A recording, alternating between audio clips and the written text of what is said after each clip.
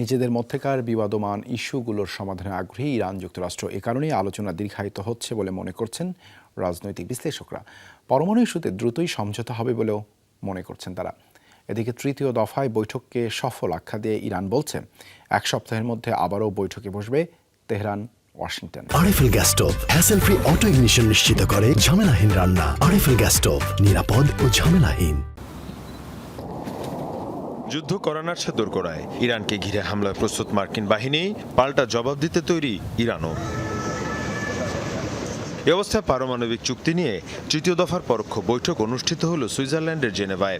ইরানের পররাষ্ট্রমন্ত্রী Abbas Araghchi বৈঠককে সফল আখ্যা দিয়ে বলেন, মার্কিন নিষেধাজ্ঞা তুলে নেওয়ার দাবি জানানো হয়েছে, বিনিময়ে বড় ছাড় দিতে প্রস্তুত তেহরান। ওমানের পররাষ্ট্রমন্ত্রী জানান, বৃহস্পতিবারের আলোচনা শেষে দুপক্ষই থেকে এসেছে ইতিবাচক ইঙ্গিত।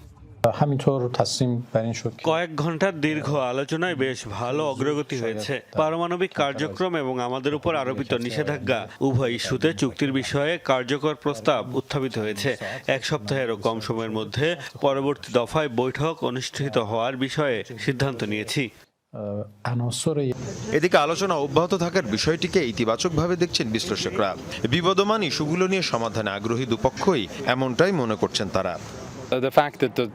মার্কিন আলোচকরা ফিরে আসছেন, এটা অত্যন্ত ভালো একটা দিক। এতে স্পষ্ট চুক্তির যে বিষয়গুলো নিয়ে সমঝোতা হয়নি সেগুলো নিয়ে তারা আরও কাজ করতে চায়, বিশেষ করে পরমাণু ইস্যুতে।